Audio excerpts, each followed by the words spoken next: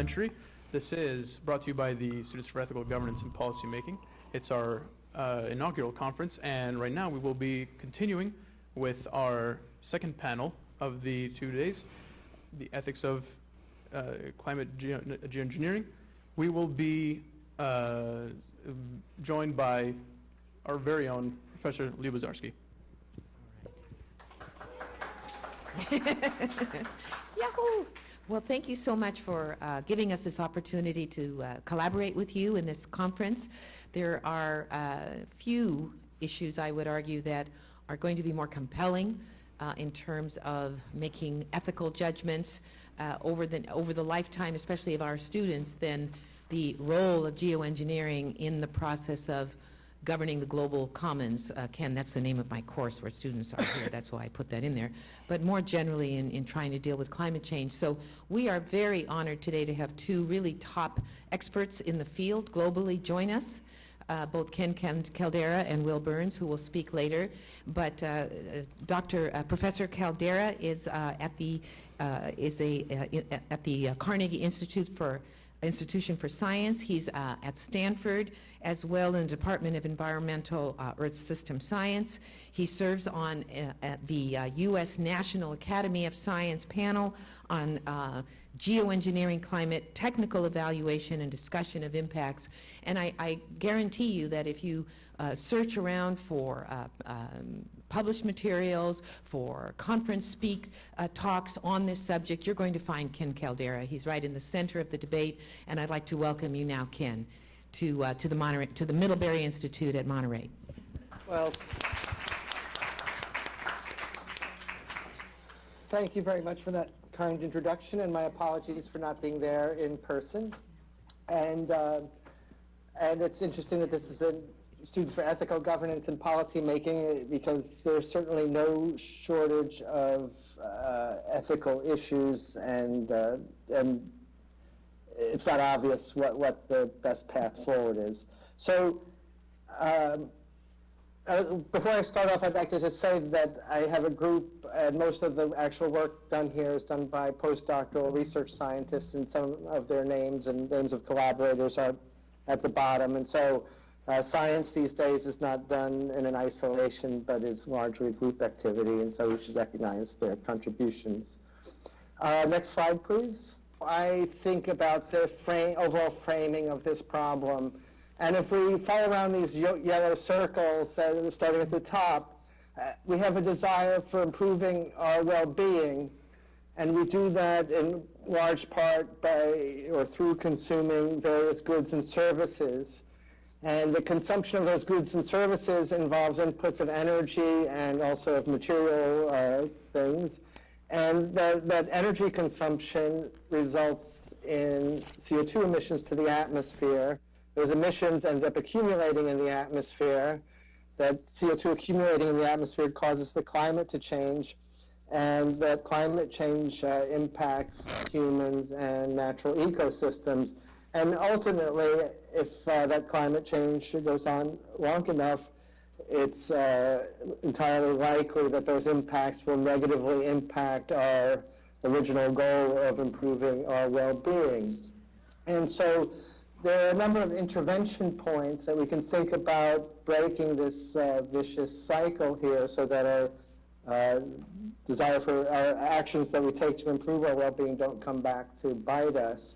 And so I think of conservation as trying to improve our well-being without increasing our consumption of goods and services, so trying to do more with less.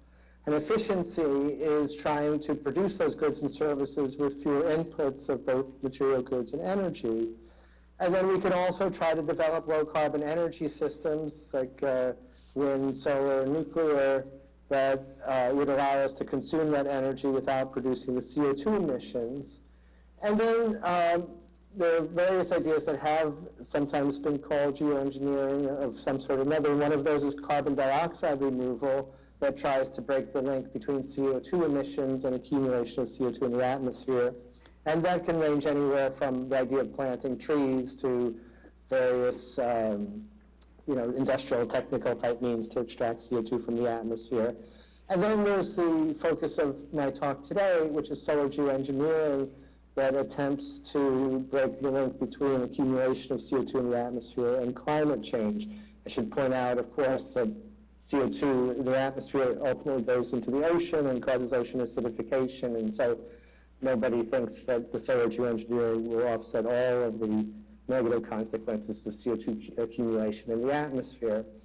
And then that climate change, will undoubtedly impact humans and natural ecosystems, and both human adaptation and natural adaptation could be thought of as a way to try to break the link between climate change and the negative impacts of those systems. And so, in the same way that we think of a portfolio of energy options to try to, come up with a mix of energy systems to produce enough energy without emitting that much CO2, we can think of a portfolio of response options to the climate problem. And that, so it's not either or, it's not, do we conserve or do we develop better energy systems or do we adapt, but certainly we're going to have to do many of these things. And so one of the questions that are facing us now is, do we think we would ever need to or want to do solar geoengineering? I think some of the carbon dioxide removal things we undoubtedly would like to do because many of them have co-benefits, such as just planting a tree somewhere. But anyway, so now next slide, please. That slide is fairly useless, so we can go to the next slide. So I guess the first thing to be aware of is that temperatures have been increasing over the last century, and in particular over the last half century. And,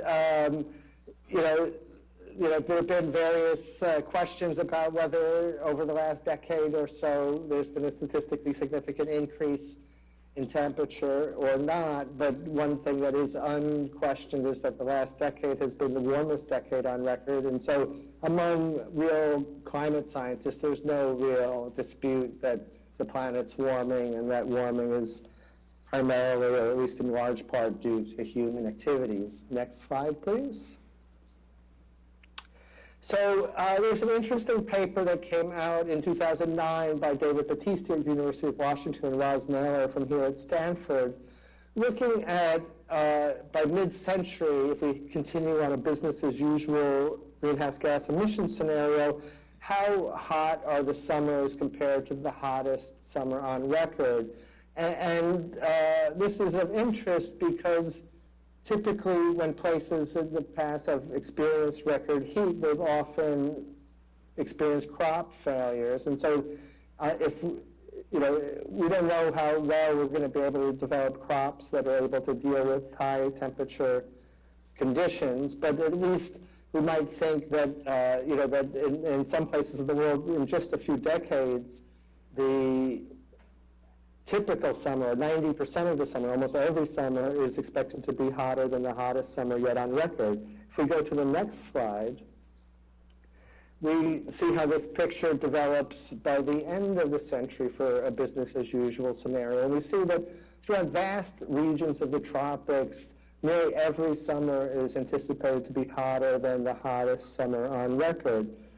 Now, I should point out a couple of things. One is that modern crop models predict that even in this situation, globally, crop yields might be higher than they are now, even without any change in technology. And that's because in the northern mid-latitudes in Russia, Canada, northern US, and so on, growing seasons are expected to increase.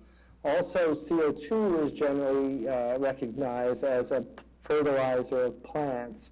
And so even if there are major crop failures throughout the tropics, there's no fundamental reason why anybody would need to starve, and if there was appropriate distribution of food from the northern latitudes to the low latitudes. And so and this is one way my thinking has evolved over the last few years. I used to think that there was this idea that there was going to be a potential for a climate crisis.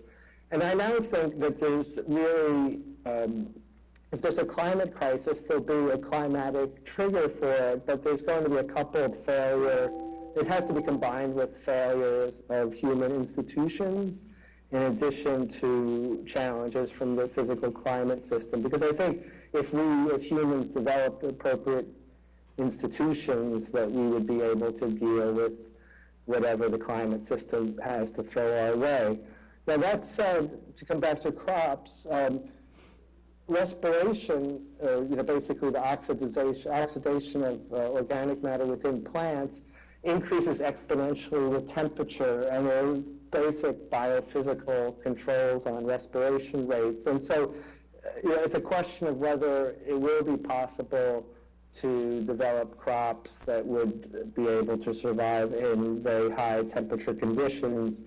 But again, especially, there's no fundamental reason why even in this scenario people have to go hungry. But you could imagine if there was, coupled with this climatic trigger, institutional failures that failed to, first of all, crop failures that would lead to potential widespread famine, and then institutional failures that dealt appropriately with those risks of famine, that it's entirely likely that, that's my most likely scenario, where people would feel a strong need to try to cool off the Earth rapidly. Next slide, please. So I would normally accept questions during the talk, but I think given this Skype approach, let's just go through the talk and I'll take questions at the end. So actually, just give one more click, but stay on this slide. A little square rectangle will come up in the picture. There we go. So this is from the fourth assessment report, and as what most or many people who've looked at scenarios think is what might be thought of as some quasi-realistic, feasible range of what might happen in the future.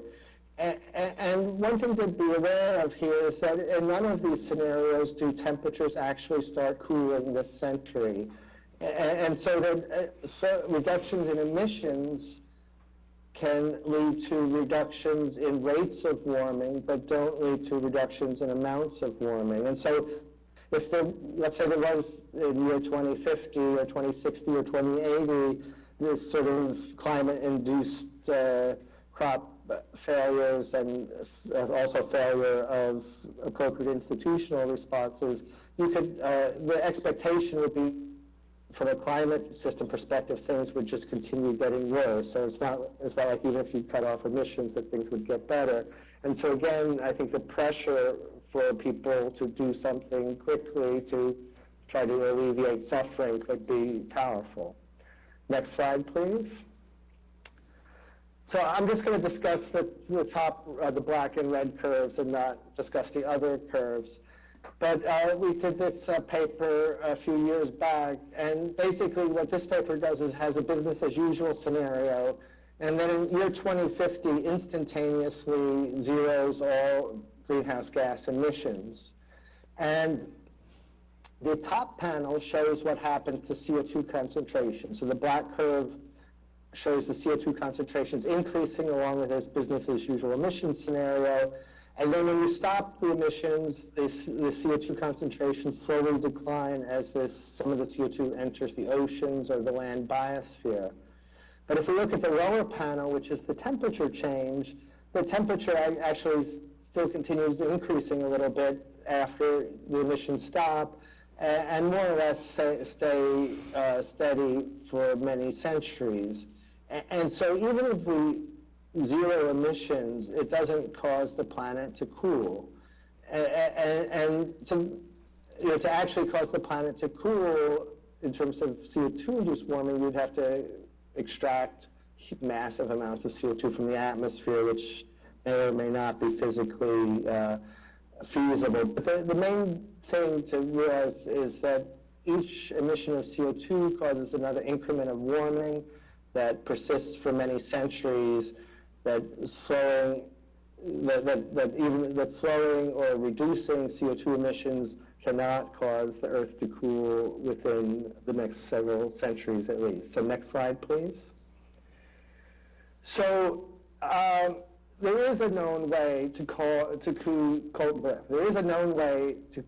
the Earth rapidly, and we know that it works because we've seen volcanoes do it. And after at least 3 large volcanoes over the last 60 or so years, or the last 65 years, the Earth has cooled within several years after volcanic eruption. And the largest eruption of the last century was Mount Pinatubo in 1991. And if we just do one quick without going on to the next slide, we'll see on the bottom panel is reconstructions of how much cooling was produced from this volcano. And in this paper, the estimate is about 0.5 degree Kelvin, which is almost a degree Fahrenheit.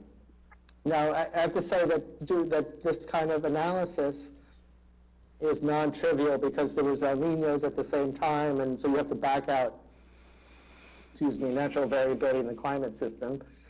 Just as a little aside, I was just emailing with Brian Soden, who wrote this paper just before I got on this phone call. So anyway, now the thing to see here is the time scale. That pink stripe sort of in the middle of 1991 is when the volcano went off. Within a little over half a year, the Earth had cooled off substantially. Had this amount of aerosols been maintained in the stratosphere, the stratosphere probably would have cooled, the surface of the Earth would have cooled about maybe 3 degrees Kelvin, something like 5 degrees Fahrenheit. And so, if there was a crisis where there was widespread famine and there was demand for politicians to cool the Earth rapidly, doing something like putting small particles in the stratosphere, emulating the effects of a big volcano, is just about the only thing a politician could do that would have a significant climate effect within their term in office or within their political career. And so the pressure to do something could become intense. And that's why I think it's imperative that at this time we learn more about these proposals so that, should we be in a bad way, that people would have more information. Next slide, please. Before I talk about this slide, let me just say one more thing about framing. There's 2 major framings that people use when discussing solar geoengineering. One is what I would call the emergency response framing, and that's the framing that I've been proposing here, saying, well, look, if an emergency really happened, people might feel pressure to deploy something like this, and so we should learn about it. There's another framing, and I would say that David Keith and maybe Tom Wigley are the main proponents of that framing.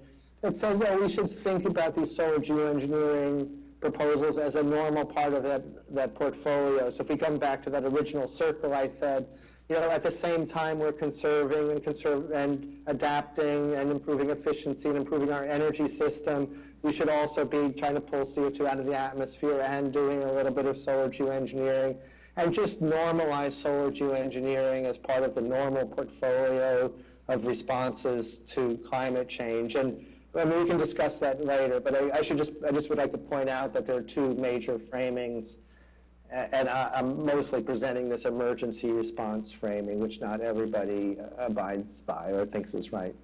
So a little bit of physics. To offset, I should mention that if we recall from that previous figure, the effect of the volcano dissipates within a couple of years, and that's because the particles that the volcano produced in the stratosphere fall out of the stratosphere on the time scale of a year or 2. And so if there was a goal to maintain a layer like that, it would need to be constantly replenished. And so let's just get a sense of the scale of things.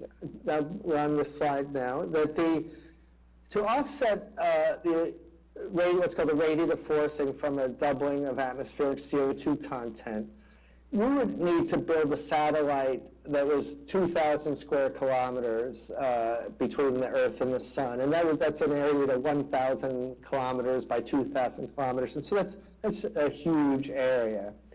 And if you think of the Earth as being a sphere and the shadow being a disk, that the the surface area of a sphere is 4 times as much as the surface area of a disk, and so if you were going to have little things floating in the sky, blocking the same amount of sunlight, you would need 8,000 square kilometers of surface area. And just to, and if we were to try to block, just to offset the increase in amount of radiative forcing or effective heat that the additional CO2 is trapping in the atmosphere, that we would need to build a satellite between the Earth and the Sun at a rate of 40,000 meters squared per minute, just to, so that's 40 meters by kilometer, just to keep the Earth at its current temperature. And so, so basically the idea of building satellites out in space are basically a non-starter. It's just the areas are too huge. Next slide, please. So, and the amazing thing is that if you have tiny enough particles, you could produce that amount of material with that amount of area with a relatively small enough materials. And as I said before, you would need something like 8 million square kilometers of surface area to block the requisite amount of sun to offset a doubling of CO2. Well, if that particle is just 0.1 micron on a side, and that would be 10 to the microns 10 to the minus 6 meters, that you could fit all of that material in a cube that was like less than 100 meters by 100 meters by 100 meters. Next click, please. It'll be the same slide. And so in order to keep that much material in the stratosphere, you would need to inject at a rate of about 25 liters per second. And this is about the amount of material that could come out of a single fire hose. And so you would need a small fleet of airplanes where you had, say, one of them constantly ejecting material into the stratosphere, but the other ones would be going down and landing and refueling and so on. It's thought that, and this would be enough to offset all of the additional warming expected this century, and it's thought that the total amount of flights over an entire year to deploy this kind of system would be roughly equivalent to about 6 hours of today's commercial aviation.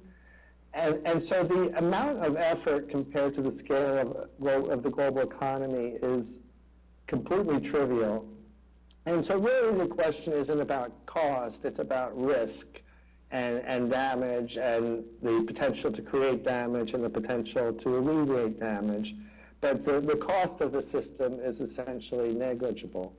I should say, I'm saying about as if all this is really known. Nobody's ever done this, and I'm sort of reflecting what might be the centroid of opinion, but everything I'm saying should be qualified by the statement that these are paper studies and computer model studies and not reality. Okay, next slide, please. Just to say that there have been a number of types of solar geoengineering proposed, and I read the writing of a review paper, I think it was last year in one of the annual reviews volume. There's also a recent National Academy report that I was on the panel for that's available for download for free on the web. But the basic proposals, I'll just go from the A through F. So A is supposed to represent these satellites in space, and I think I convinced you that that's a good science fiction story and might be the best from the climate system point of view, but isn't really feasible practically.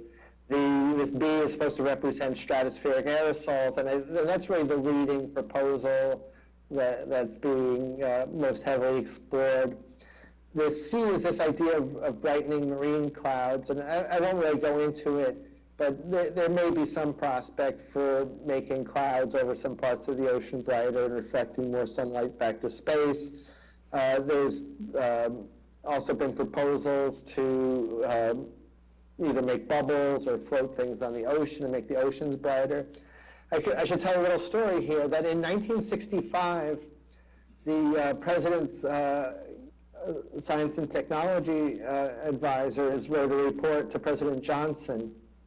And it was the first time an official governmental report told a U.S. president about global warming and suggested that it might be a problem. And in this 1965 PCAST report, they suggested that, oh, this warming could be offset by floating white particles on the ocean surface. And so this, and they didn't suggest that CO2 emissions might be reduced. So at least from the perspective of advice to U.S. presidents, solar geoengineering proposals actually have deeper historical roots than proposals to reduce greenhouse gas emissions. So then there's E, people suggest that we could make crops that have lighter colored leaves and reflect more sunlight to space, and basically you can't get that much leverage with leaf color. And then the last one was, and Secretary Chu, former Secretary of the Department of Energy, was promoting this idea that you could whiten roofs to reflect additional sunlight. And this could potentially help with urban heat island effects, although I think most people living in an urban environment would rather see more trees than to have a completely white city. But anyway, but the basic point is that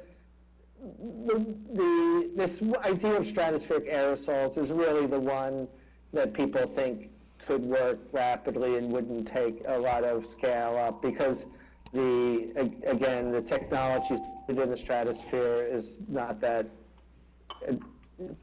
sophisticated, and that volcanoes have done it, and so it seems possible to do. You know, and this marine cloud brightening may or may not work, but the stratospheric aerosols, I think there's a fairly high degree of confidence that would work to some extent. When by work, I mean cool the planet. I don't necessarily mean reduce damage or reduce risk.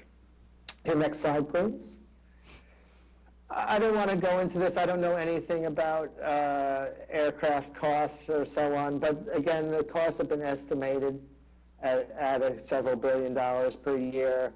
And again, you know, as I said before, the amount of air flights needed would be something like 6 hours worth of commercial aviation. And so even if the numbers are off by many-fold, it still costs the main issue. The main issue is risk. I should point out that when the Bay Bridge was built in San Francisco, the original cost estimate was $1.3 billion, and I think it ended up costing $6.3 billion. And that's after tens of thousands of bridges have been built in the world. They're still off by a factor of 5 in the cost estimate. And so, you know, what the cost estimate is for something that's never been built, who knows? But the idea, there's no reason to think it's going to be large, and certainly, anyway, at least large by global economy standards. Okay, next slide, please. So this is a typical simulation of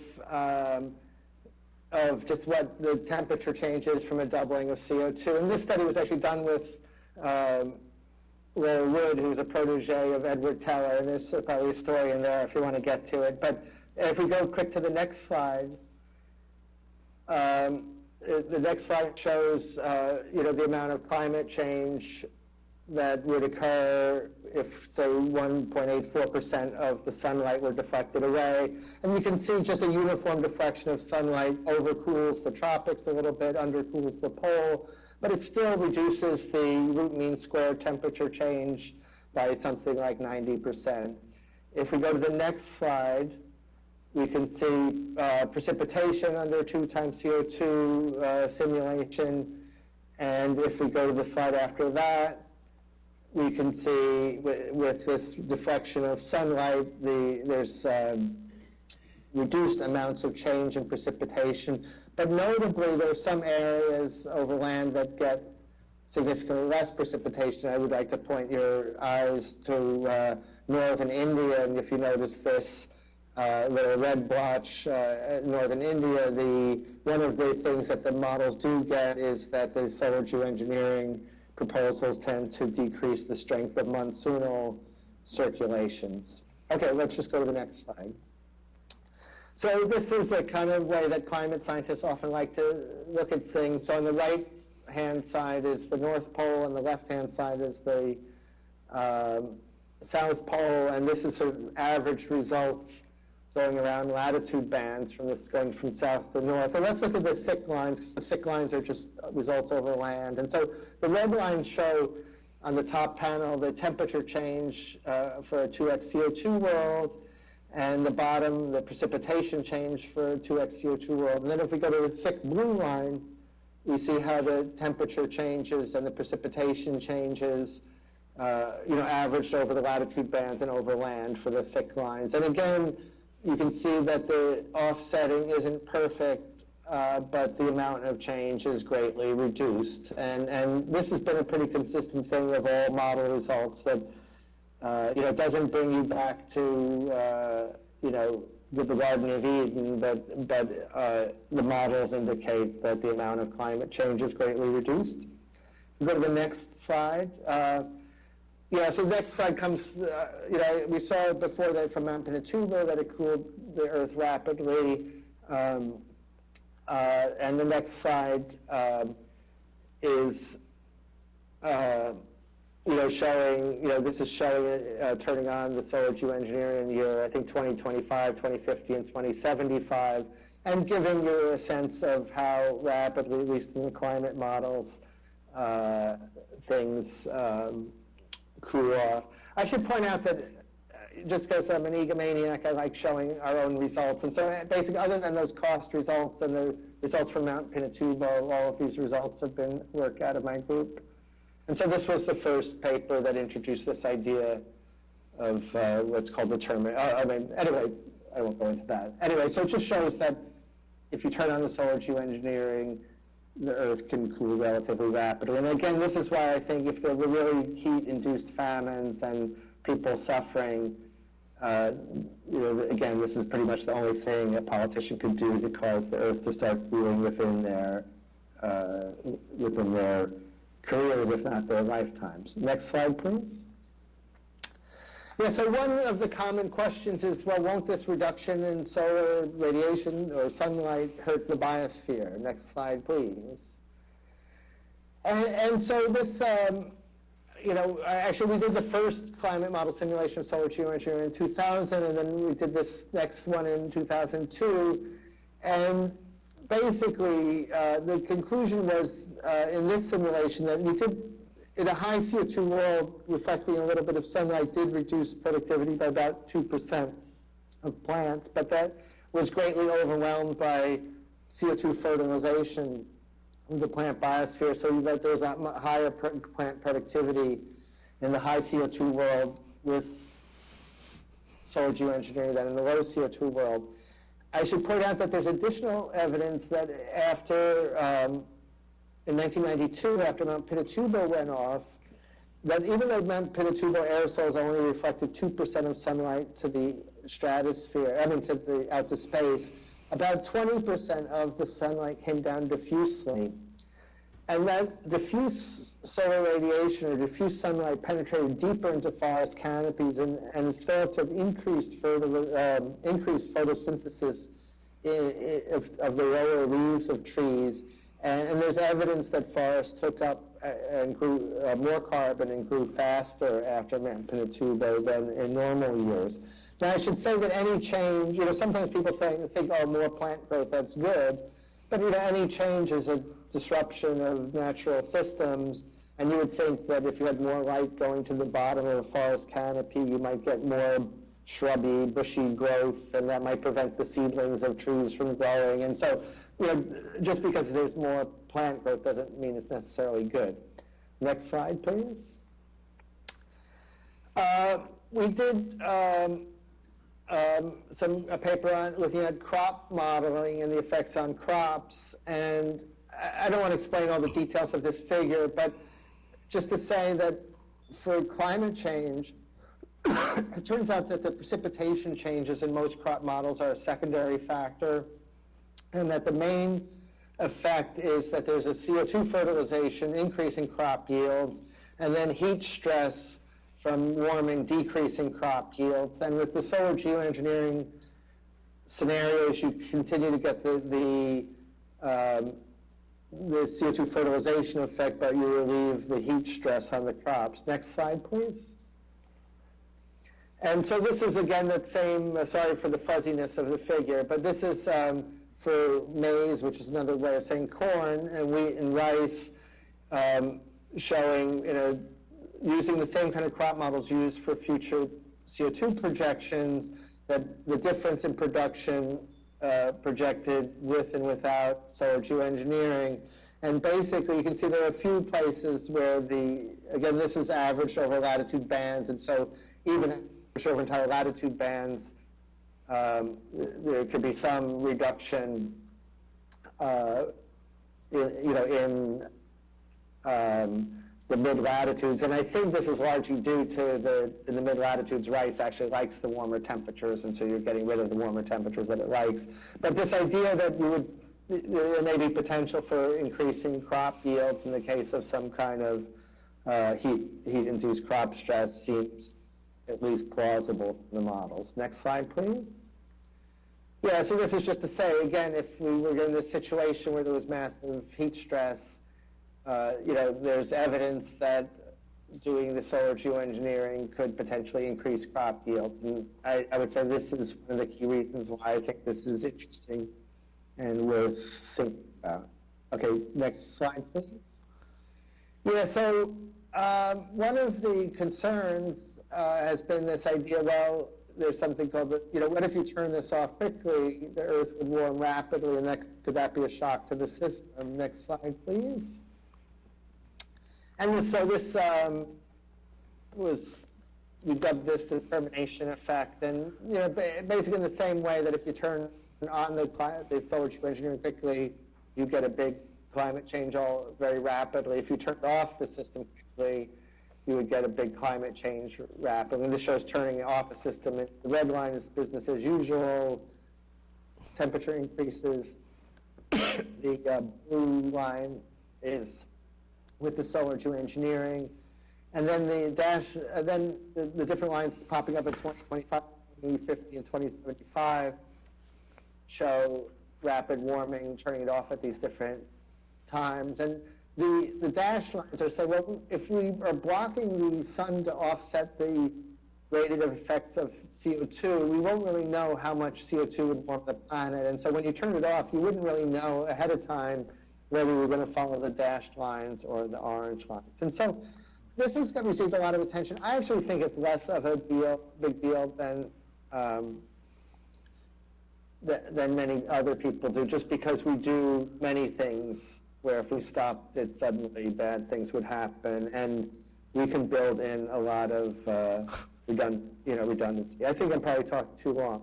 Let me just click ahead, because I think I'm going on too long. Let's just go to, there's one that's a frog. Can you click again? Click again.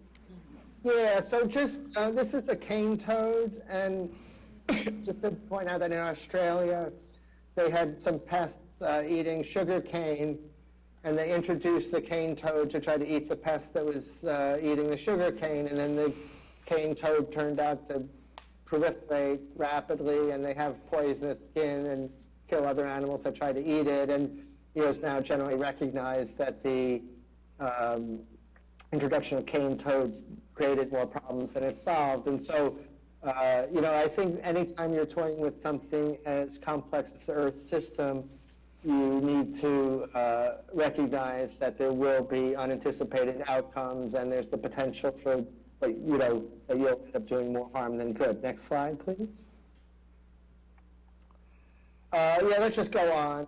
And why don't you click a couple of times so it says little knowledge, increased risks, potential for risk reduction. Yeah. So, I think the main thing right now, we're at this situation where we don't really have much knowledge. There's a potential that doing this could just increase risks, but there's also potential that there might be certain cases where this could reduce risk and reduce damage and save lives. So I think it's worth knowing more about it. And then other people are concerned, well, the more you know about it, the more you develop it, are you just going down a slippery slope towards deploying it regardless? Okay, next slide, please. And yeah, so then I'm just back to where I was before, so I can stop there and take questions. Sorry for going on so long. Thank you.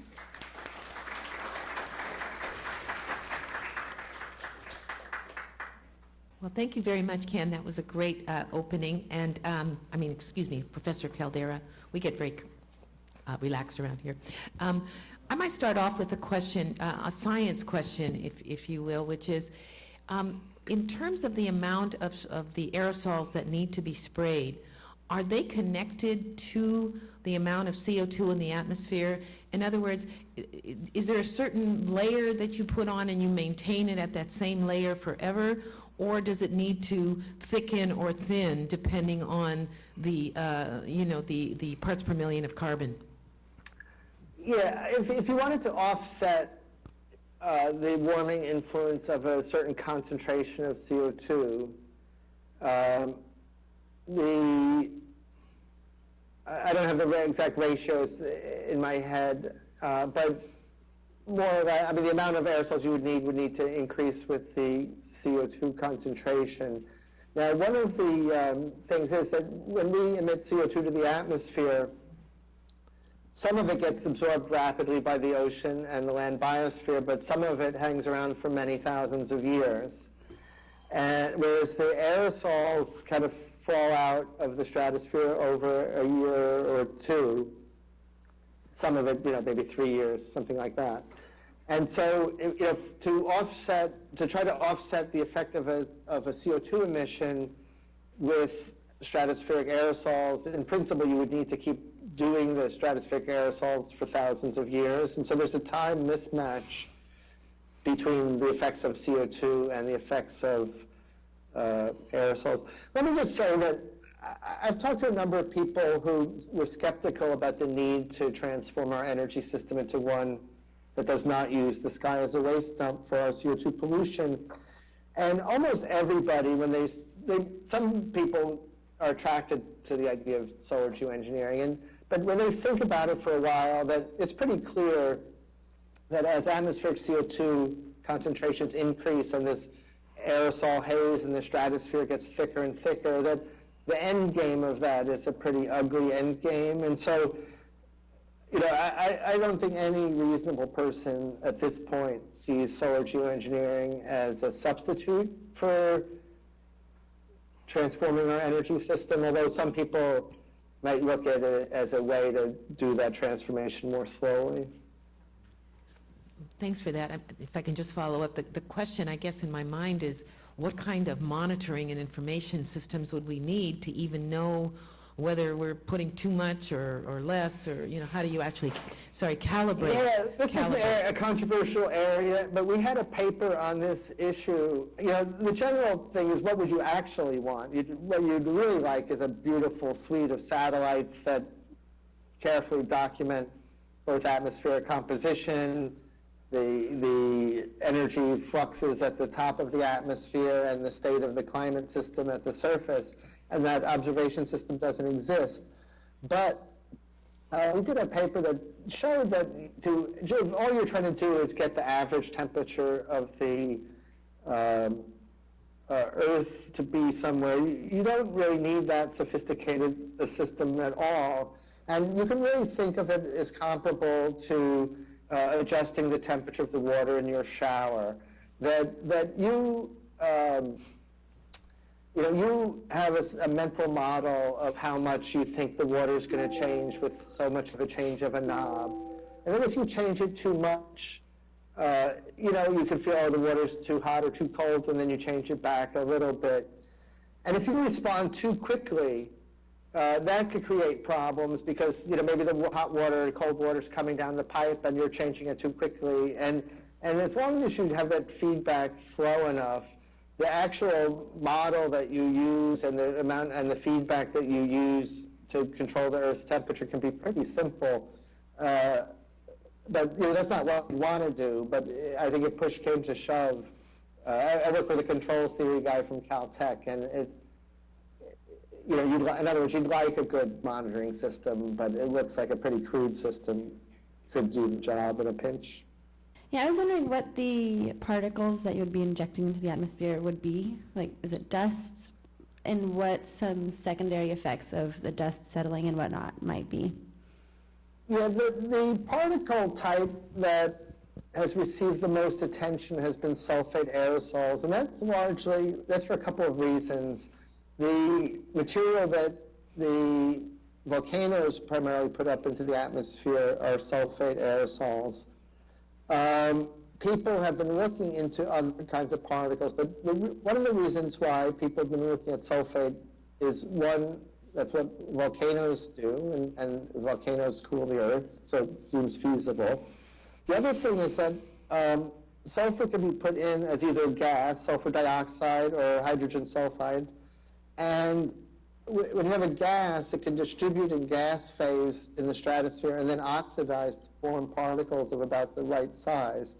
If you actually put in particles, just from an engineering perspective, avoiding them from clumping together is an issue. But people have been looking at putting in sort of fine diamond crystals of very small size, like putting various alumina.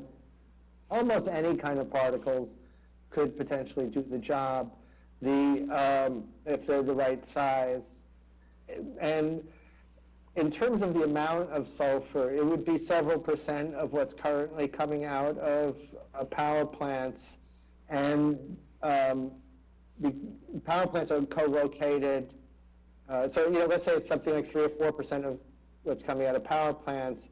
There was just a study I saw coming out of MIT that said because power plants are near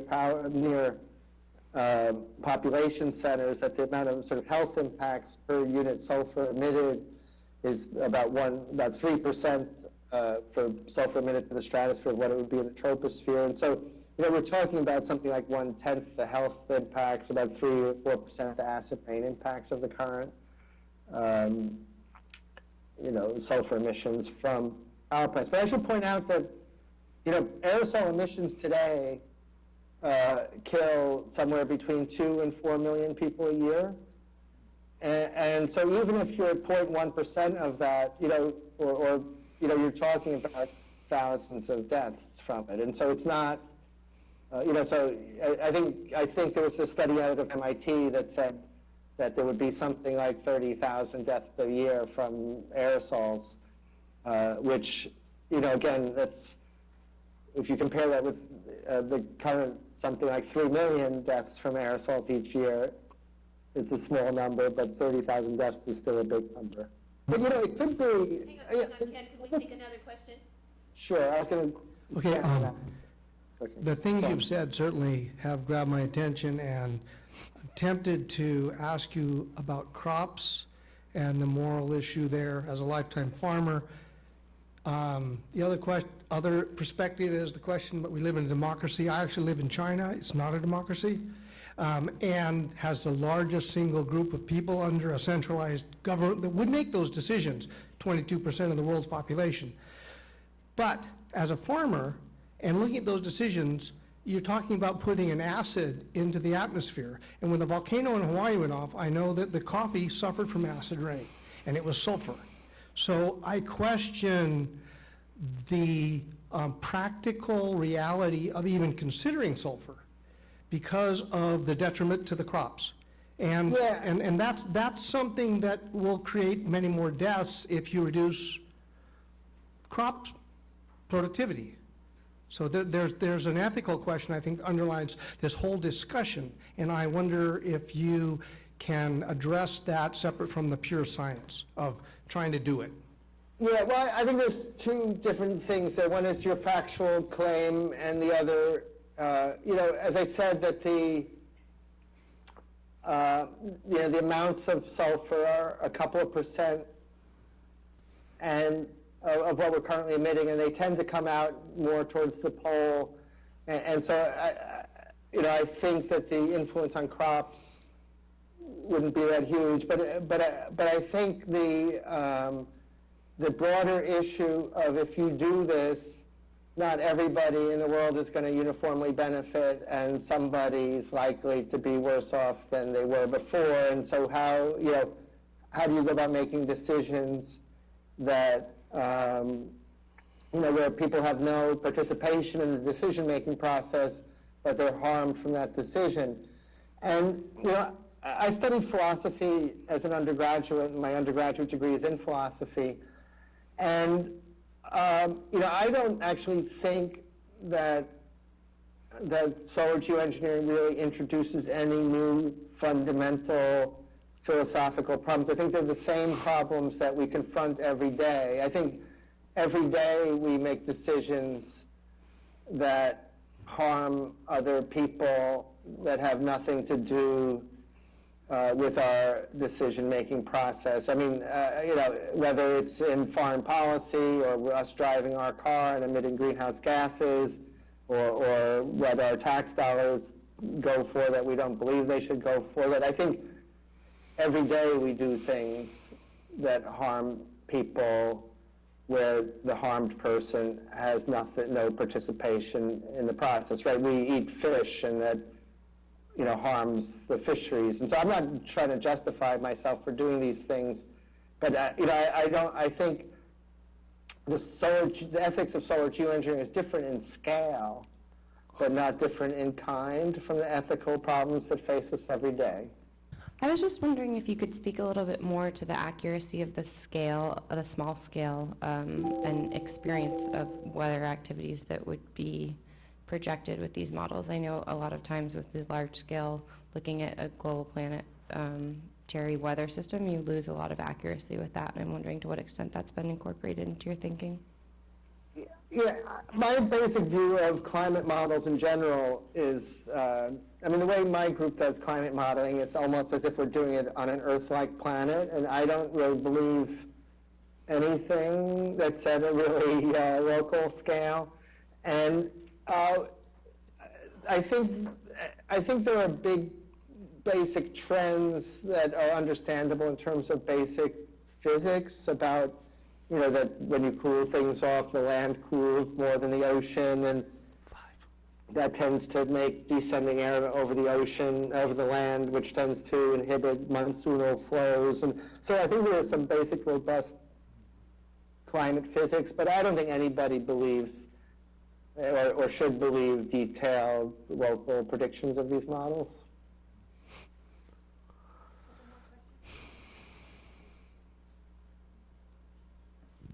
Just a second here.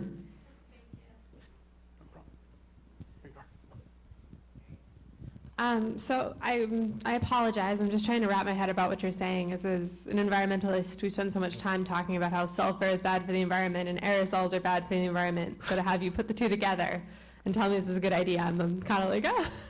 But I was wondering if you could, you seem like you're a proponent of this. What, in going forward with this, what are your next steps? Like, is it regulation? Is it further experimentation? You're saying these local models maybe aren't entirely accurate, so what can we do to find out more? Like, what are our next steps if this is one of our most viable options?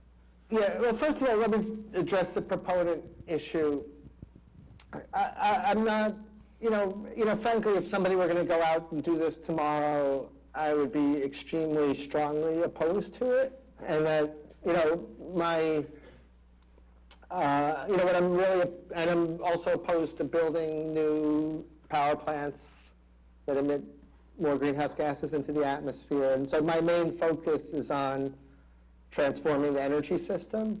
And, I think in terms of overall effort, we should have thousands of times more effort put on transforming our energy system than exploring solar geoengineering. So, so aerosols, I think, the same way that nuclear power, and there's a bunch of words that are, have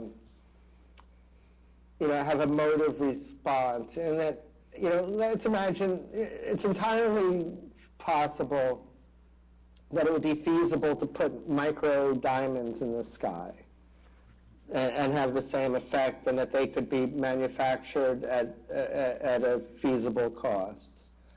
And so, if you said, we're going to put diamonds in the sky, then people would have a less visceral reaction to it. And, the answer is yes, there would be an adverse health effect of putting sulfur, in the stratosphere. But it would be, something on the order of 1/1000th of what we're currently doing with our coal-fired power plants. And so, I don't know what to say about it, but it is an adverse consequence, but I think it's going to end up being a risk thing. Do you risk having millions of people?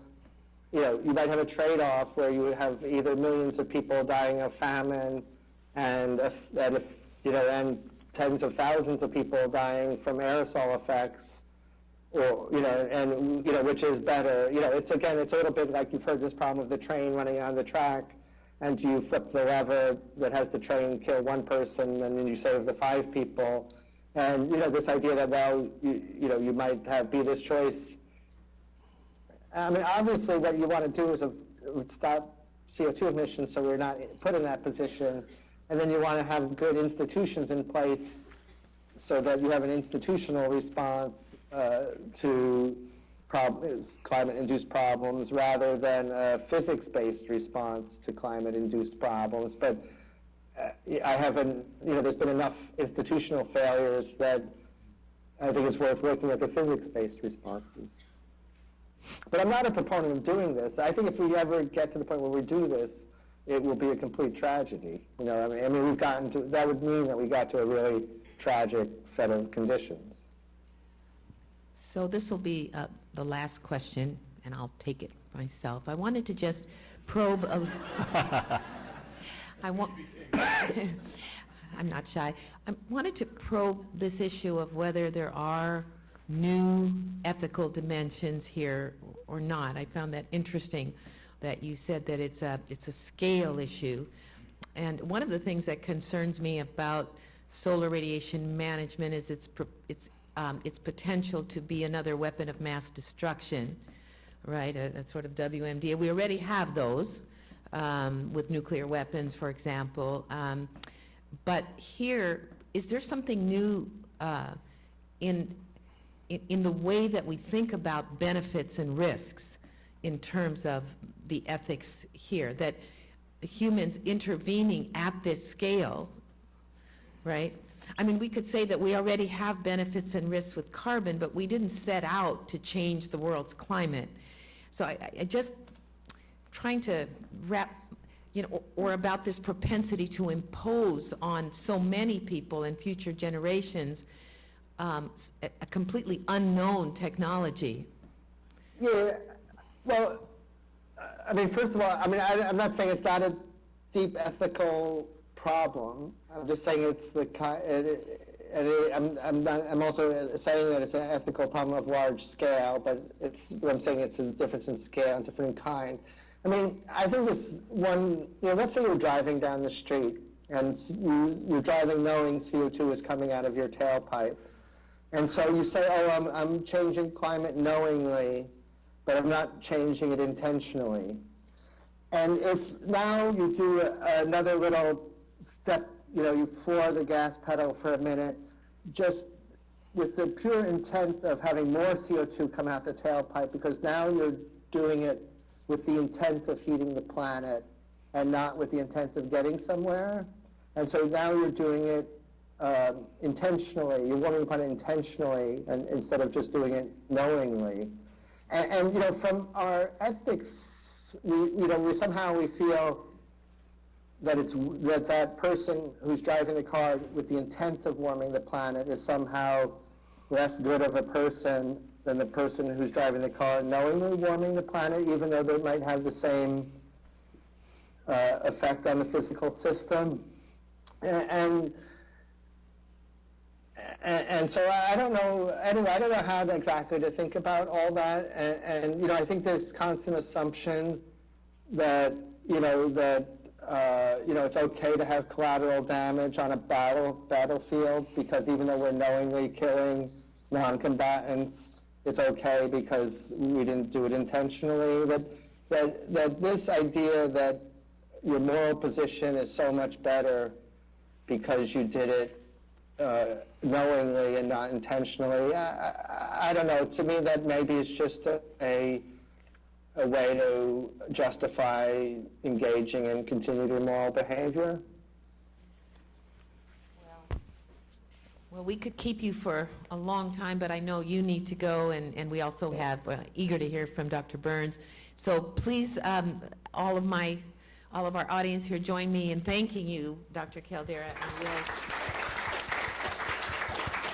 We hope we can engage you further in this very important issue.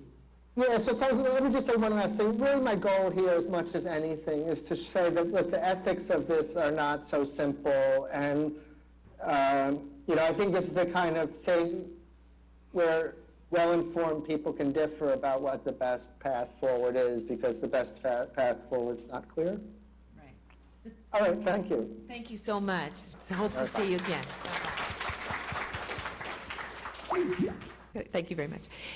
Dr. Wil Burns is a well-known quantity to some of us, having taught here at the Middlebury Institute some years ago, and I'm happy to say is a good friend of mine. But he's also leading an effort that's really at the cutting edge of this debate, trying to bring different voices together. And you heard Dr. Caldeira say at the end that people can differ because people do. He is at the center of a consortia of universities that are exploring these issues and trying to create a space for public debate. And he's doing that as a scholar in residence at the School of International Service at American University. But this important work, which has really blossomed in the last few years, is sorry, Wil, what's the name of the consortia? It's not on here. Foundation for Climate Engineering Assessment. There you have it. All right, so please join me in welcoming Wil Burns. Great, thank you very much. And for a long time, this concept of climate geoengineering was strongly akin to the crazy old uncle that shows up at holiday parties and kind of mutters in the corner and nobody really listens to. But in the last 5 years or so, there's been increasing focus on the possibility of utilizing climate geoengineering as a response to climate change, and it's largely out of despair. According to some of the recent analyses, despite the fact that virtually all climate scientists and policymakers now agree that we have to keep temperature increases below 2 degrees Celsius or have potentially catastrophic implications in terms of human institutions and in terms of ecosystems, we're on pace to go well past that. Indeed, most recent analysis from Ecofis and Climate Tracker indicate that the pledges that countries have made recently in terms of greenhouse gas reductions put us on pace for temperature increases of somewhere between 2.9 and 3.5 degrees Celsius over the course of this century. And many climatologists believe that these estimates are overly optimistic. And as a consequence, the drumbeat for climate engineering has increased. As Professor Caldeira had indicated a couple of weeks ago, the National Academy of Science released 2 large studies of climate geoengineering and called for a full-blown federal research program. The Intergovernmental Panel on Climate Change, in its 5th assessment, had extensive coverage of this. There's been hearings in the United Kingdom and in Congress about geoengineering research. Unfortunately, despite the fact that some climate geoengineering options might help ameliorate some of the worst impacts associated with climate change, as Professor Caldeira has indicated and many other researchers, it also could have serious negative implications for many throughout the world. To date, most of the focus in terms of those potential negative implications have been in the context of intragenerational impacts. In other words, disproportionate impact, negative impacts in some parts of the world. However, what I would like to argue in this presentation is that some of the most serious negative impacts, those that raise some of the most egregious ethical questions, are not in terms of potential intragenerational impacts, but the potential intergenerational impacts associated with deploying climate engineering options, especially on the solar radiation management side. And so in looking at this, I'd like to address several issues. First of all, I'd like to talk about the potential intergenerational threats that are posed by solar radiation management geoengineering. Second of all, the implications for a principle of international law that we call intergenerational equity. And then finally, seek to address the issue of whether geoengineering actually would fulfill our obligations to future generations. And so Professor Caldeira covered some of this, but because it's probably the first time you've seen it, I want to recapitulate some of the things that he talked about and maybe amplify them a bit. So first of all, this is a working definition of climate geoengineering from the U.S. National Academy of Science, right? Large-scale engineering of the environment in order to combat or counteract the effect of changes in atmospheric chemistry. And when we look at geoengineering options, we divide them into two broad categories. The first of these is what we call SRM, or solar radiation management approaches. These are efforts, as Professor Caldeira indicated, to reduce the amount of incoming solar radiation that it actually can be trapped by greenhouse gases. And the argument is that if you reduce the amount of radiation that can be trapped by those gases, it can exert a cooling impact. And then the second broad category is what we call carbon dioxide removal approaches. And these approaches seek to actually get to the source of the climate change that we're experiencing currently by sequestering or storing some of the carbon dioxide that's being emitted into the atmosphere. And the argument there is that if you reduce the amount of greenhouse gases that are trapping outgoing radiation, then you again exert a cooling impact. Okay? And then I want to talk about some of the specific examples, because I'm going to go back to those when I talk about the intergenerational implications that may occur in this context.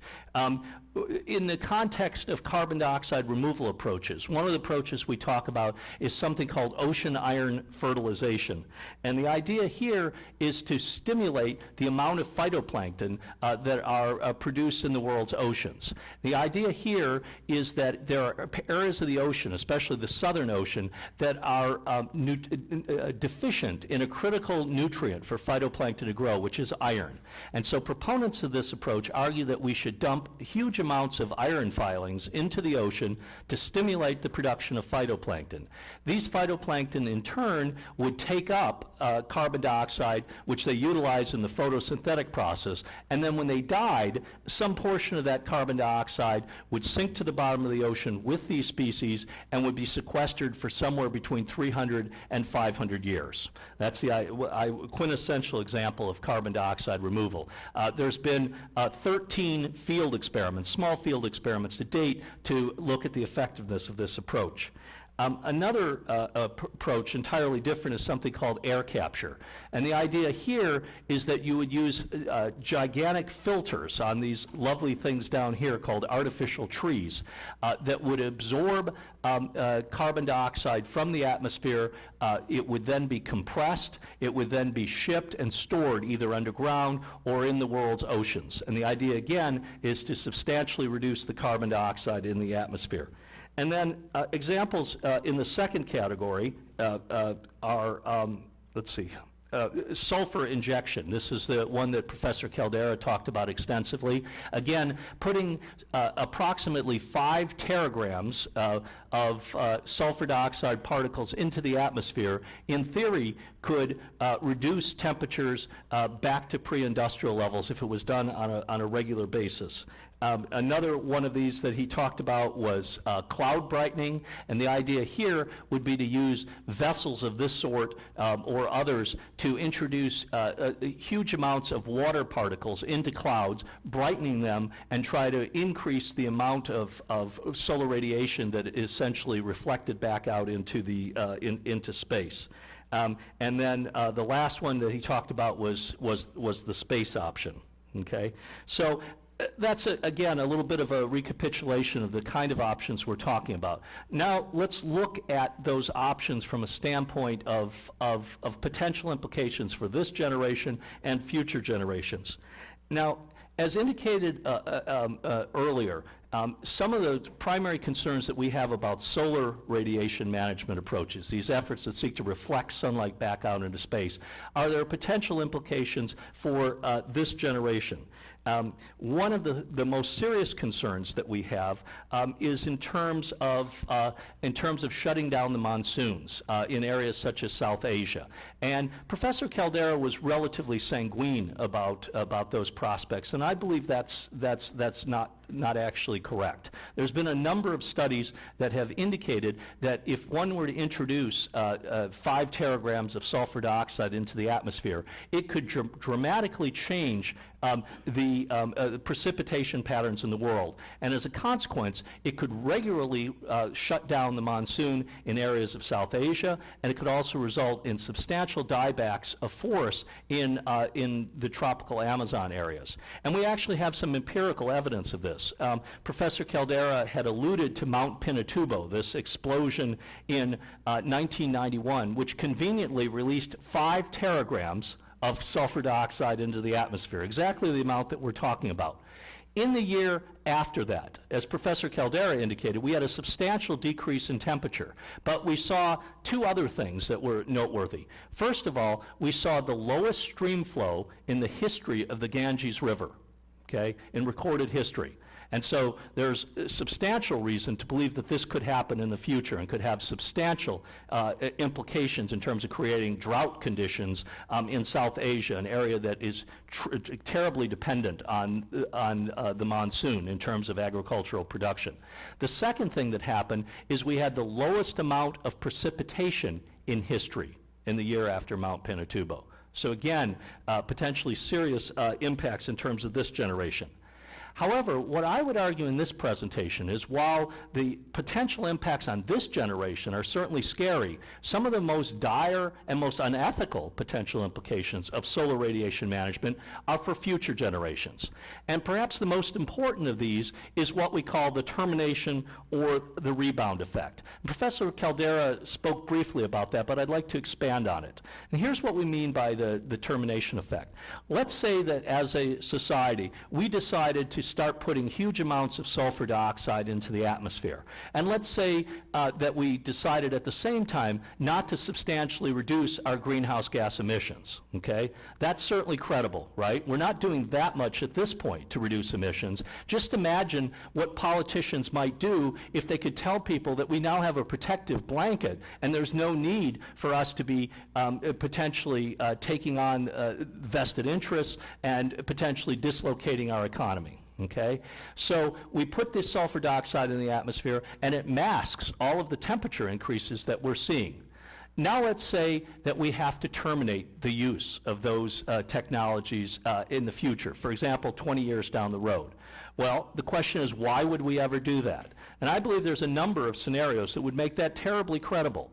First of all, let's say that a country like India, for some reason, took offense when you were shutting down their monsoon on a regular basis and imperiling up to 1 billion people's lives, okay, and threatened the world with nuclear war. Okay? Certainly credible. That might compel us to stop the utilization of one of these kinds of technologies.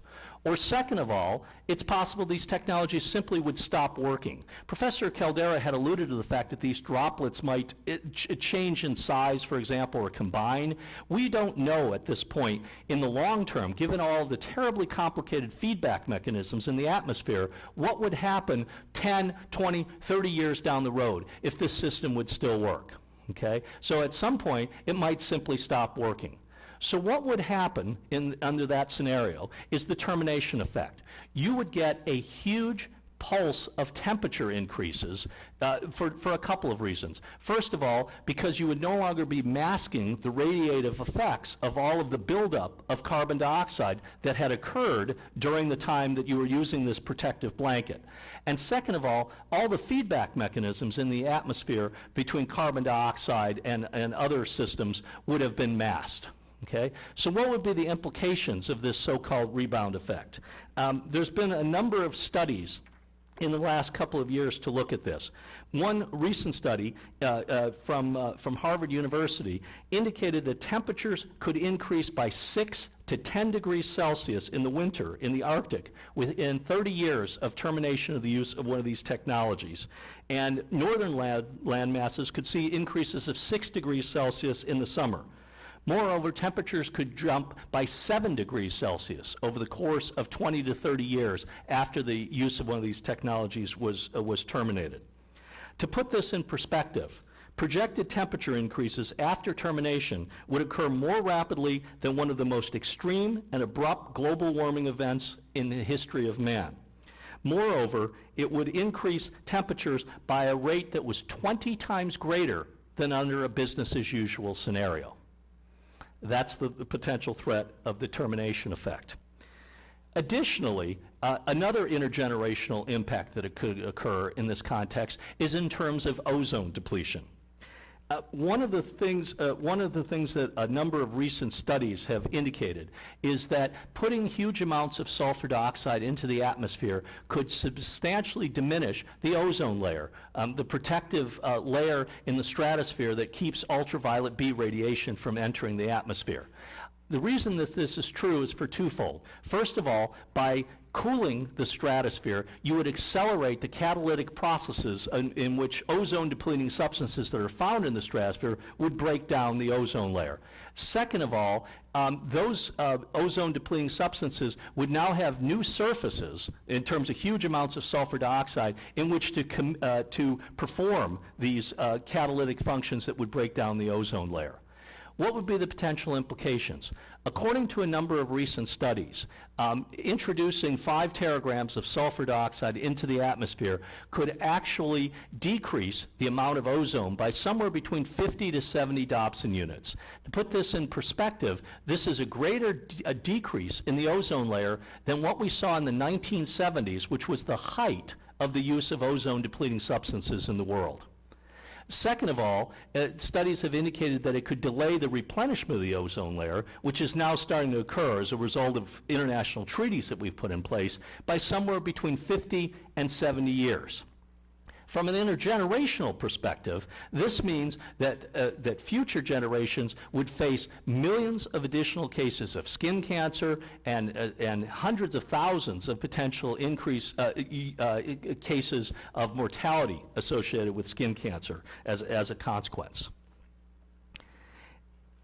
Also, some of the other technologies we're talking about also have potential impacts in terms of future generations. For example, ocean iron fertilization. It could alter ocean ecosystems. It could produce phytoplankton species that, for example, are unpalatable to zooplankton species, and ultimately could result in a trophic cascade in ocean ecosystems that would prove irreversible and would potentially substantially diminish the benefits that come from ocean systems, including commercial fishing and other ecosystem benefits that are associated with the world's oceans.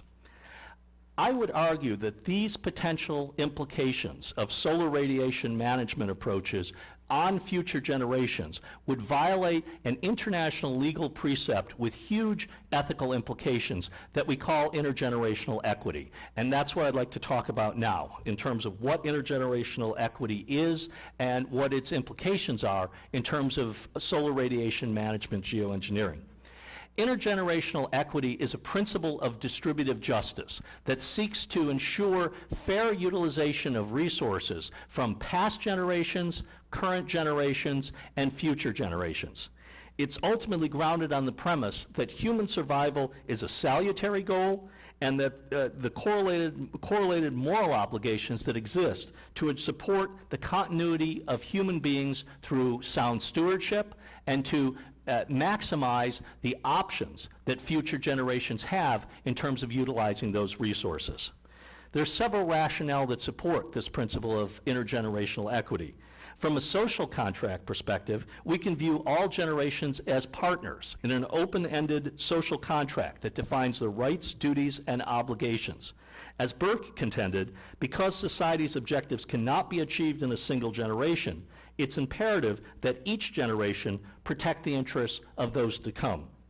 Another basis for imposing intergenerational obligations is grounded in the equitable notions that underpin the original position formulated by the philosopher John Rawls. We can thus contend that it is appropriate to adopt the perspective of a generation that is placed on the spectrum of time but doesn't know in advance where it is on that spectrum. Such a generation would want to receive the planet in at least as good a condition as any other generation. Thus, this requires that each generation pass on the planet in no worse condition than the generation from which it was passed on to them. Professor Edith Brown Weiss at Georgetown University has outlined 3 elements of intergenerational equity that are potentially relevant in looking at any potential policy option. The first of these is conservation of options, the requirement that each generation conserve the diversity of the natural and cultural base and does not restrict the options unduly that future generations may have to solve problems and to satisfy their values. The second of these is conservation of quality, which requires each generation to maintain the quality of the planet in no worse condition than was passed on to them. And the third is conservation of access, which provides members with rights of access to the legacy that was produced by past generations. Intergenerational equity can now be considered to be a binding principle of international environmental law. And I would argue this on several bases. First of all, most pertinent in the context of climate change issues, which is obviously what we're focused on, is the United Nations Framework Convention on Climate Change, which provides in Article 3.1 that parties must protect the climate system for the benefit of present and future generations of humankind on the basis of equity. To the extent that all countries in the world, other than the Vatican, are parties to this treaty, they are bound to protect the climate on from an intergenerational perspective. And any technology or approach that would potentially imperil protection of the climate would be a violation of a precept of the Framework Convention on Climate Change. Additionally, it can be argued that the principle of intergenerational equity constitutes a principle of customary international law. Customary international law meaning that through widespread usage and acceptance, a principle becomes an internationally binding principle, even if it is not incorporated into specific treaties or specific countries have adhered to it. First of all, there are many treaties with wide subscription by the world community that have incorporated this principle of intergenerational equity. The Convention on Biological Diversity, for example, talks about the need for sustainable biological diversity for the benefit of present and future generations. The Convention on International Trade in Endangered Species also talks about protecting flora and fauna species for this and generations to come. The Convention on Migratory Species also talks about preserving a legacy of species for future generations, as does the Convention on the Conservation of European Wildlife. Additionally, many soft law instruments have also incorporated the principle of intergenerational equity, including European Parliament's Charter of Fundamental Rights, the IUCN's Draft International Covenant on the Environment and Development, and the Rio Conference's conclusions. Finally, many states have also incorporated this principle in their constitutions. And you can see that these encompass both developed countries and developing countries that recognize that we have an obligation not only to the interests of this generation, but future generations when it comes to environmental patrimony. What I would argue is that solar radiation management approaches would be a violation of intergenerational equity under almost all circumstances. First of all, I would contend that in the case of the SRM approaches that we've been talking about, future generations would face grave implications of the termination effect if these technologies failed or their use ceased. And this is what we talked about above in terms of the termination effect. This would contravene the second obligation of intergenerational equity that was outlined by Professor Weiss above, conservation of quality, because the failure of our generation to substantially reduce its emissions would result in greatly degraded planetary conditions for many future generations. We see this in terms of conservation of quality. Moreover, deployment of SRM technologies would place future generations on the horns of an imposing dilemma. they would either be compelled to continue to use solar radiation management approaches and potentially imperil the interests of many when it comes to shutdown of the monsoons, for example, ozone depletion, et cetera, or they could choose to cease the use of those technologies and potentially imperil the very existence of the planet. I would argue that producing that kind of dilemma violates the first of these principles of intergenerational equity, which is requiring that this generation does not unduly restrict the options available to future generations. This, by definition, would compel future generations to continue to use this approach or face potential loss of the planet as a whole. And that's a violation of intergenerational equity in the sense that it takes options away from future generations. In fact, it could be argued that even if these technologies did not terminate, the very fact that would require generations for thousands of years to potentially govern this approach in itself is a huge egregious ethical violation and thus should not be permitted.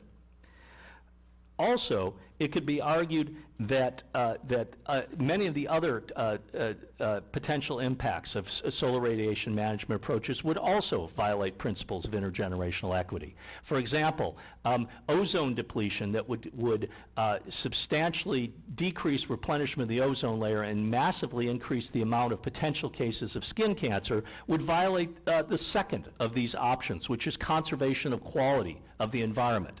Essentially, it would potentially hand future generations an environment that was far less hospitable than what would exist in the current generation, and thus violate their intergenerational interests. Now, proponents of geoengineering options might argue that solar radiation management approaches could be deployed in a way that's consistent with intergenerational obligations. And I would argue that that's not realistic. First of all, it is not likely that future generations would substantially and quickly start to ratchet down their greenhouse gas emissions. In fact, the opposite is more likely, that what we would create is what's called a moral hazard, meaning that politicians would no longer advocate for reductions in emissions because we would now have a technological fix that no longer necessitated that. That's obviously a possibility in terms of the general public also. Second of all, even if we would do this, this would require us to potentially coordinate our reductions in greenhouse gas emissions along with deployment of these technologies. However, when it comes to solar radiation management approaches, it's not entirely clear that the primary treaty that governs climate change could even have jurisdiction over these approaches. If you look at Article 4.1 of the Framework Convention, it talks about conservation of sinks and reservoirs of greenhouse gases, and Article 2 talks about stabilizing greenhouse gases in the atmosphere. So this treaty's focus is on reducing greenhouse gases, not reducing the amount of solar radiation that enters the atmosphere. To the extent that there's no legal authority to do so, it's not clear how we would coordinate a strategy that simultaneously reduces greenhouse gases and deploys these technologies. And a failure to substantially reduce our greenhouse gas emissions quickly would increase the time in which the termination effect would potentially threaten the world and threaten the world's resources. Now, one of the other things that is clear is that proponents of climate geoengineering approaches in many ways produce a future scenario that's extremely bipolar. What they say, and to some extent what Professor Caldeira argued, is that we can consider these kinds of approaches to address the potentially catastrophic implications of climate change, or we can face the potentially catastrophic implications of climate change. I would argue that there is a third way, and that's actually to get our act together in terms of reducing greenhouse gas emissions. According to a recent study by the TELUS Institute, we could reduce greenhouse gas emissions by 75 to 90% by the end of this century, while reducing our cumulative gross national product by somewhere between 3 to 6%, which means that we would have the same GNP in the year 2105 or 2106 instead of the year 2100, while potentially addressing one of the most serious environmental issues that we face. It is possible to do this. It is my fear that a focus on geoengineering will take our attention off of what we need to do to effectuate decarbonization of the economy quickly and in an economic fashion. Second of all, it should be emphasized that if the rationale for deploying solar radiation management approaches is to buy us time or to address a climate emergency, which is what Professor Caldeira talked about, there are safer ways to do this that are equally or more effective.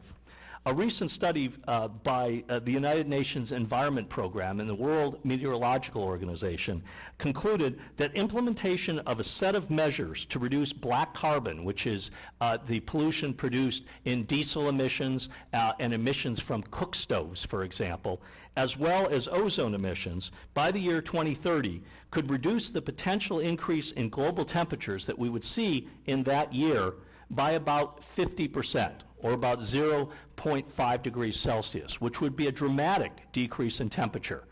I would argue that this approach makes more sense than going down the path of solar radiation management. First of all, it can be done cost beneficially. Second of all, we get co-benefits from reducing pollutants that also produce all kinds of health impacts and other kinds of impacts. And third of all, of course, we avoid imperiling the interests of this generation or future generations in terms of the use of solar radiation management approaches. In conclusion, as Duke University's Brett Frischman recently concluded, the present generation has mastered the art of pushing the costs of short-sighted decisions onto future generations.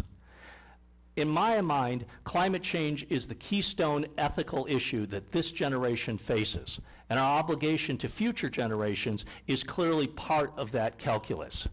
Should we take an approach that tries to address the tragedy that's been created by the technological decisions that we've made to date, with more technological fixes that potentially imperil future generations, then we will have exacerbated the ethical delicts that we have created. In my mind, there is a better approach. There's approaches that we can focus on that do not require us to look at these kind of technological fixes and all of the dangerous ethical implications that are implied. I would suggest that that is the road that we should be proceeding down rather than this road in the future. Thank you very much.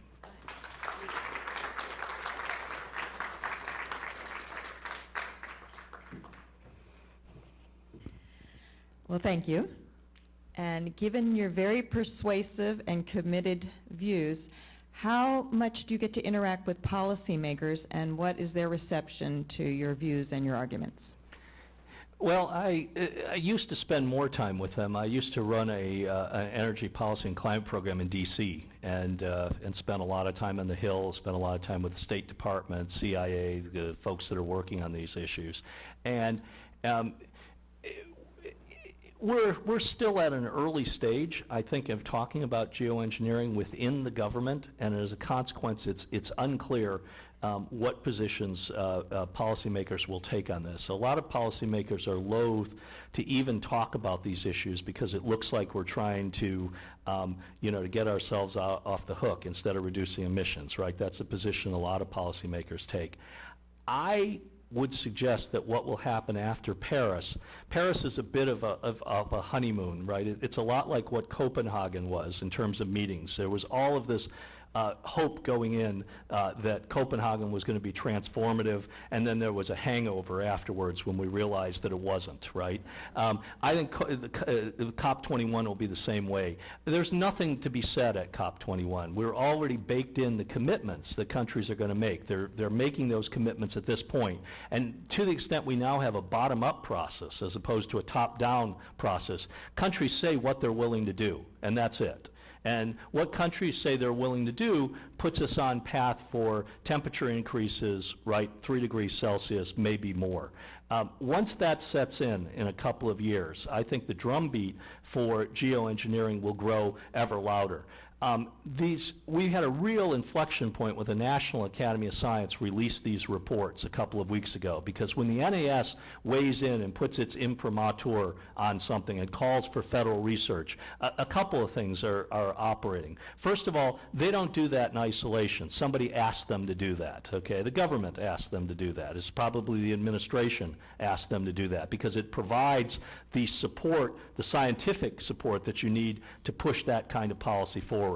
And second of all, it puts forth extreme prestige of this scientific body behind these concepts, and it pulls it into the realm of respectability. So I think there'll be a lot more discussion of it. I am afraid that people are going to be blithe about some of the implications. And I'll be honest, and Professor Caldeira knows I disagree with him on this. I think he's blithe a bit about these. I don't think this is a similar ethical dilemma to what we face every day when we get in our car and drive, okay? If you potentially could produce temperature increases of 6 to 10 degrees Celsius in 20 years and fry the planet, okay, that's different than getting in your car tonight. Okay, it's different in scale to such a magnitude that it's simply different. We don't even have to get a debate whether it's different in genre. It's certainly different in scale than almost anything that we're facing currently. Okay, same thing with delaying recovery of the ozone layer for decade upon decades. Okay, so those issues have got to be discussed. The fear that I have is that this kind of debate right now is largely being driven by scientists like Professor Caldeira, who have a fascination, I think, with the technology and a faith in what can be done, okay? I think that we need to have a full-throated public discussion of whether we want to go down this path and discuss these ethical issues as a public, and make sure that this is not technologically driven. I'm not certain that we're going to get that kind of public discussion. The fear that I have is that if you look at the NAS reports, it says, yeah, let's talk to civil society, whatever that means, okay, and let's get this research program started, okay? Research programs sometimes have a life of their own. There's a path dependency, right? You get vested interests involved in research programs. People that are making a lot of money by deploying these technologies. Professor Caldeira and Professor David Keith at Harvard, who he talked about, have private companies, okay, that are developing patents in this context, right? So you start to have an uneasy alliance, in my opinion, between industry and profit motive and academic colloquy. It'll be harder in the future to shut programs of this nature down. And so there's a bit of a siren song to say, well, let's just research it. What can happen if you do that, right? We've had lots of examples in the past, Strategic Defense Initiative, military jet programs, right, that the military now says they don't want, right, but they can't be shut down because there's vested interests involved. Same kind of thing can happen in this context. And so I think that we need a public discussion at the outset to decide if we should even consider going down this path, as opposed to starting the research and then say, maybe we'll talk to the public later about it. I think scientists are naive in terms of what actually happens in the political realm. Yes, on the education panel tomorrow, and this links in very well with what are the real ethical reaching out to that next generation, and what do they need to know, some of the basis of education starting very early and getting that generation, including this generation, up to speed so we can have those public discussions and have movement forward rather than just a lot of misunderstanding about what's going on. What are your opinions on that? Yeah, well, I think that's critical. Of course, we have ongoing battles in this country now about even talking about climate change, right? The state of Florida has now banned the use of the term climate change among public officials, right? And that's how we're going to solve the problem. We just won't talk about it, okay? North Carolina, the state of North Carolina, a couple of years ago, passed a bill that defines how much sea level can rise every year. Yeah, seriously, it said that no matter what the predictions are by climate scientists in terms of how much sea level actually rises, it will only rise statutorily by a certain amount, and that was to protect the interests of coastal developers, right? So, in many ways we're going the opposite way, right? And I'll say this because this probably won't go beyond this room, but how many of you ever seen the movie Idiocracy? Right? That's exactly where we're heading in this country. We're getting stupider, right? And we're increasingly looking at science with contempt and scientists with contempt, right? And we're moving in the exact opposite way in an increasingly complex world where it's critical for our students from a standpoint of getting jobs and from a standpoint of participating in the polis as responsible citizens to be able to understand scientific concepts. And if we continue to go down this path, there's assuredly no hope in addressing issues like climate change. And we should be ashamed of ourselves. Could I come in on that as well? I know I'm not a speaker, but what the heck? Because I think there's no doubt, I mean, that's what's happening in Florida. In California, all the kids know, right? They all know, and I have an 18-year-old son, and he's heard it so long that he's just like, Mom, nope, no more. But I was talking to him about the Koch brothers the other day, right, who fund, all this climate denialism and had their big oil interests, and he was asking me who they were, and I was telling him who they were, and then he just looked at me and he said, their grandkids are going to be mad at them, and I mean, they get it. But I think part of the problem is, on the one hand, you've got this stick your head in the sand, we don't want to hear about it. On the other hand, there's sometimes a fascination with apocalypse as well, on the other side. That I feel like if we're educating people, we also need to be humble about uncertainty. I mean, for example, the pledges will come in Paris, they'll come from the countries. Those countries don't have a clue what they're going to be able to achieve. They're not estimating rates of market diffusion. They're sort of hedging their bets. This is happening at the international level. On the other hand, we've got huge technological increases in renewables. We've got a lot of things happening. We've been studying, Wil, a sort of polycentric approach to climate governance. So there's a lot of uncertainty and a lot of hope coming up from all kinds of other centers of pushback and against to reduce emissions, to move to decarbonization, et cetera. So I feel like this sort of hubris of, well, this is the way it's going to be. We understand that there's risk, that there's a lot of uncertainty in all sides, and we have to, on the education side, I think, without being Pollyanna-ish, actually encourage the young people to see themselves as contributing to the solution, and beyond riding a bike, which is great, but, because I think there are lots of potential here to move forward. So, I think it's also about attitude of how we encourage a sense that, one does what one can. We're between a rock and a hard place, potentially. So, we've got to act. And so Wil and I are always doing this. He's the glass is half empty, and I'm the glass is half full. So 3/4 empty. Oh, 5/8. How about we split the difference? And more questions. I was actually quite thrilled to hear you point to his sanguine comment about the monsoon.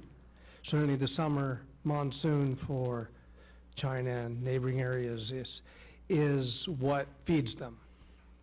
And there is the science of the record now in rock formations and whatnot, where they can say exactly what happened for the last 2,000 years and see what happened with the crops.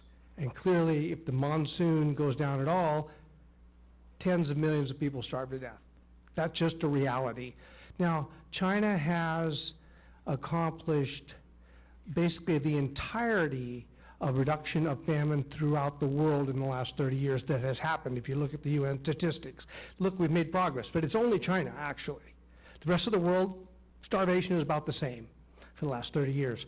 So my question is while I really admire your suggestion that we look at CO2 reduction, and I was in Copenhagen in 2009, and the village was called Copenhagen.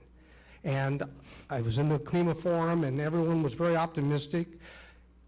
But those countries that are feeding their people in a new way through CO2 emissions, really, by generating income and manufacturing and jobs and being able to buy food if they can't grow it, what are we going to say to them?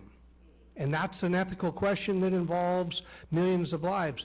In the 50s and 60s, China had somewhere near 50 million people die of starvation. And in the last 30, somewhere close to zero. How do we address that in terms of overall global control of CO2 emissions?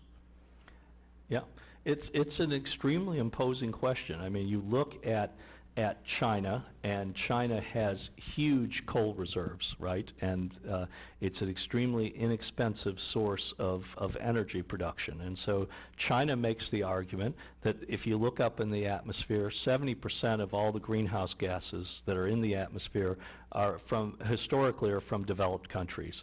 And so you got us here. So even though we're the leading producer of greenhouse gas emissions at this point, our greenhouse gas emissions didn't get us to this perilous point, number one. And number two, our emissions are what we call survival emissions, right? We're trying to pull people out of abject poverty. You're trying to ensure that people can purchase 60-inch flat screen televisions. And so they argue from an equity standpoint that developed countries have to take the lead. The problem is that when you look at the greenhouse gas emissions of the developing world, by the time you get to 2030 or 2035, about 70% of the greenhouse gas emissions in the world will be from the developing world, right? So what we do here will mean far less at that point. That's just the reality, right? The future of the planet is now dependent on developing countries leapfrogging over the technologies that got us to where we are now, and that's the challenge. I think that efforts such as the Chinese, U.S. efforts to develop renewable technologies, carbon capture, sequestration, all of the things that we're looking at, advanced fuel cell systems, are salutary. My personal opinion is that the only way that we'll get out of this problem is through technological breakthroughs. I don't think carbon markets will get us there.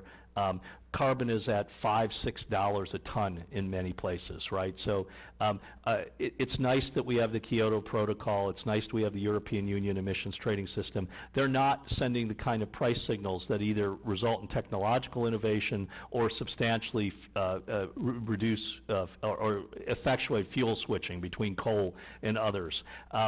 We're going to need technological breakthroughs that are justified on their own. And so you cut through all the political opposition because they're cheaper than the alternative, more convenient, et cetera. And that means we need to also massively increase research and development funding for these kind of things. And we have to get past the stupid rhetoric that pervades a lot of policy in this country, that if we've ever had government funding of research and development of any energy system and that company has failed, we should just stop doing it, right? Solyndra. Right? By very definition, this kind of research is going to hit huge amounts of dry holes before we get actual technological breakthroughs. That's what venture capitalists in the private sector know. It's what we should know in the public sector. And so we need to grow up and say we need to spend this kind of money to help us effectuate those technological breakthroughs, and then we need to share them with the world. Just to come in on that. Report called Climate Scope, comes out every year from Bloomberg. 2014 report. I just showed it to some students this morning in class. The levelized cost of wind power is lower for many developing countries, including China, Brazil, elsewhere. The levelized cost of solar is lower. The markets are speaking in some ways. It is cheaper. So I think there's a bit of a disjunct between what happens at the international negotiation level. There's a lot of posturing. There's posturing for finance. There's attempts to not take commitments.